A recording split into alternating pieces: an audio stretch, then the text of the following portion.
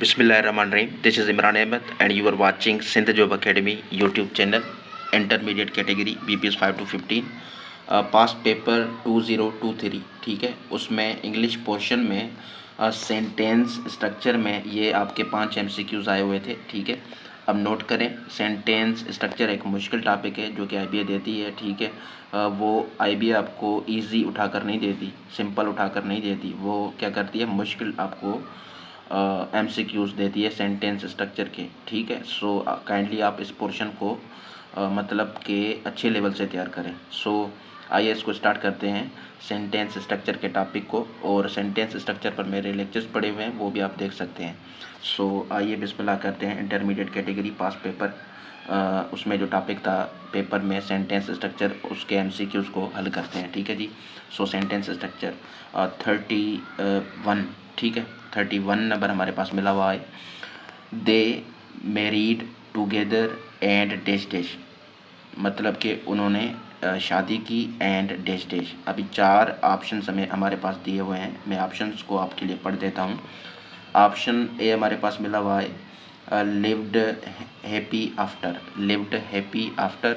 Option B है lived happily ever after, lived happily ever after. Option C है happily lived alter together ठीक है। Option D है lived happily always after.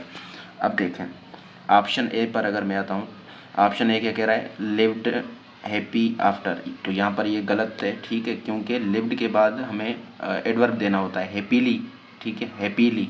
सो यहाँ पर happy है, इसलिए ये हमारा क्या हो गया, ये हमारा हो गया रॉन्ग ऑप्शन ठीक है। ऑप्शन ए हो गया गलत। ऑप्शन बी देखें लिव्ड हैप्पीली एवर आफ्टर, देखें लिव्ड ठीक है, उसके बाद क्या है हैप्पीली आया हुआ है, एवर आफ्टर ठीक है। ये भी यहाँ पर एडवर्ब का काम कर रहे हैं क्योंकि वर्ब के बाद में आ रहे हैं ठीक है, इसको लिव्ड वर्ब को मॉडिफाई कर रहे हैं सारे। सो यहाँ पर जो करेक्ट ऑप्शन होगा क्या होगा, ऑप्शन नंबर बी होगा ठीक है। ऑप्शन बी यहाँ पर करेक्ट है, they married together and lived happily ever after, और उसके बाद हमेशा खुशी से रहे ठीक है। तो यहाँ पर ऑप्शन नंबर बी करेक्ट है। ऑप्शन सी देखें हैप्पीली लिव्ड अल्टर टुगेदर। सो यहाँ पर तो अरेंजमेंट ही वर्ड्स की गलत की गई है ठीक है, एडवर्ब की पोजीशन को भी तब्दील करते हैं, इसलिए ये क्या है ये गलत है। ऑप्शन डी देखें लिव्ड हैप्पीली ऑलवेज आफ्टर ठीक है, ऑलवेज आफ्टर ठीक है, ये यहाँ पर गलत यूजेज कम्बिनेशन यूज़ किया गया है एडवर्ब का। सो यहाँ पर ये भी ऑप्शन क्या है गलत है। सो आपका जुमला कैसे बनेगा आप देखें, they married together and lived happily ever after. So option B यहाँ पर करेक्ट है MCQ नंबर 31 में ठीक है जी। सो उम्मीद है कि आपको यह समझ आया होगा। अब हम चलते हैं 32 पर। देखें Maha lived in a small house, Maha lived in a small house dash, उसके बाद है ठीक है। ऑप्शन ए हमारे पास कह रहा है and her mother with father.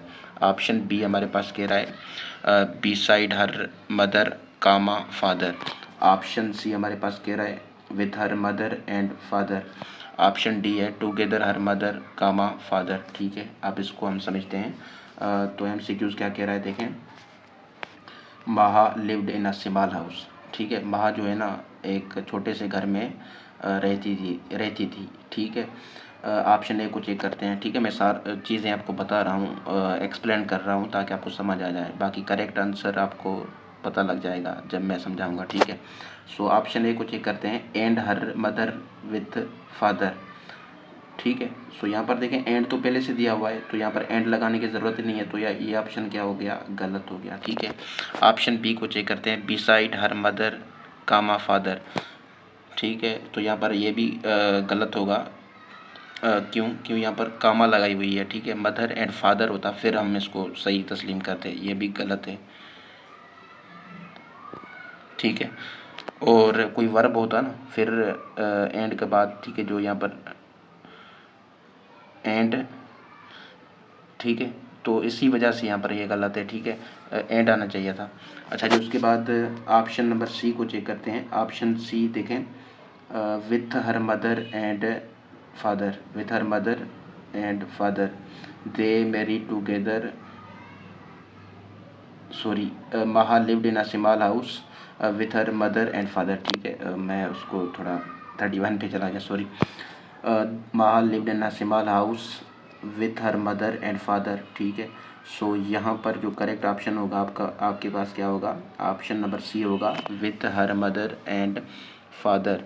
Maha lived in a small house with her mother and father, ठीक है। यहाँ पर हर चीज़ का ख्याल रखा गया है। बाकी ये यहाँ पर गलत है, ठीक है, क्योंकि together her mother comma father comma नहीं आती यहाँ पर, ठीक है। So Maha lived in a small house with her mother and father, option C यहाँ पर करेक्ट है, ठीक है जी। सो इसको मैं मिटा देता हूँ। अब हम चलते हैं 33 पर। टीचर के बारे में है, ठीक है। कहता है कि an ideal teacher dash. Option A है इज़ रीडिंग पर एक्सीलेंस, ऑप्शन बी है रीड्स पर एक्सेलेंस, ऑप्शन सी है हैज़ बीन रीडिंग पर एक्सेलेंस, ऑप्शन डी है इज़ अ रीडर पर एक्सेलेंस। अब यहाँ पर देखें, एन आइडियल टीचर, उसकी स्टेट बता रहा है। क्या बता रहा है? स्टेट, ठीक है, कि आइडियल टीचर की स्टेट क्या होती है, हालत क्या होती है। तो टू बी टेंस लगेगा।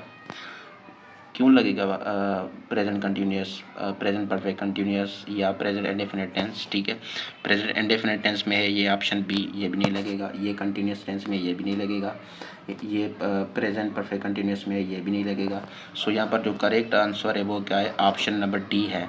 An ideal teacher is a reader पर एक्सेलेंस, ठीक है, इज़ अ रीडर पर एक्सेलेंस, ये स्टेट को ज़ाहिर कर रहा है। सो इस वजह से यहाँ पर ऑप्शन डी करेक्ट है, ऑप्शन डी इज़ करेक्ट, ठीक है जी। उसके बाद हमारे पास 34 नंबर है, ठीक है, बहुत इंपॉर्टेंट है, इसको समझें। कह रहा है dash is wearing his new uniform, dash is wearing his new uniform. Option A हमारे पास कह रहा है each of the boys on the team, each of the boys on the team. Option B कह रहा है every of the boys in the team. Option C है only one of the boys of the team. Option D है every other from the boys. अब यहाँ पर थोड़ा concept है, ठीक है। अब ये क्या है, यूनिफॉर्म क्या होती है, टीम की होती है, ठीक है। मिसाल के तौर पर पाकिस्तानी टीम है, क्रिकेट टीम, उसमें 11 खिलाड़ी खेलते हैं मैदान में, तो सारों की यूनिफॉर्म क्या होती है, हर एक की सेम होती है किट, ठीक है। सो इसी वजह से यहाँ पर जो करेक्ट ऑप्शन है वो क्या होगा, ऑप्शन नंबर ए होगा, each of the boys on the team. मतलब हर लड़का, ठीक है, टीम में जो था उसने नई यूनिफॉर्म पहनी हुई है, ठीक है। सो यहाँ पर क्या होगा, each of the boys on the team is wearing his new uniform. So option A यहाँ पर क्या है, करेक्ट है, ठीक है जी। अच्छा, उसके बाद हमारे पास 35 नंबर पर है MCQs सेंटेंस स्ट्रक्चर का।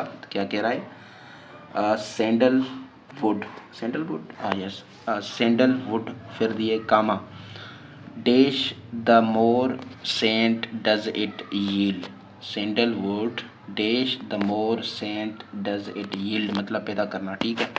सो यहाँ पर देखें, ऑप्शन ए हमारे पास है it is rubbed more, option B है the more it is rubbed, option C है रब का मतलब होता है रगड़ना, ठीक है, ऑप्शन सी है rubbed it is the more, option D है the rubbed more it is. अब यहाँ पर क्या है, यहाँ पर मेरे ख्याल में लग रहा है कॉन्सेप्ट किसका, डबल कंपैरेटिव्स का, ठीक है। Double comparative degree of adjective आपने पढ़ी होगी, ठीक है। डबल कंपैरेटिव्स उसको बोलते हैं, क्या बोलते हैं, डबल कंपैरेटिव्स, ठीक है जी, डबल कंपैरेटिव्स। मतलब पहले क्लास में भी आपको क्या लगाना पड़ेगा, कंपैरेटिव डिग्री, और बाद में भी, ठीक है। सो देखें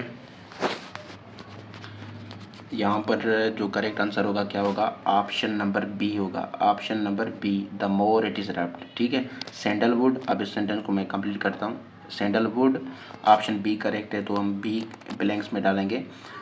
sandalwood the more it is rubbed, sandalwood the more it is rubbed, the more scent does it yield, मतलब जितना उसको रगड़ोगे उतना वो अच्छी सेंट की पैदावार देगी। सो यहाँ पर ऑप्शन नंबर बी करेक्ट है, ठीक है, according to the rule of double comparatives. So ये MCQs आप नोट करें, इससे कुछ समझें, ठीक है। IBA भी इस तरह मुश्किल देगी, कोई आसान चीज़ें नहीं देगी। Thank you.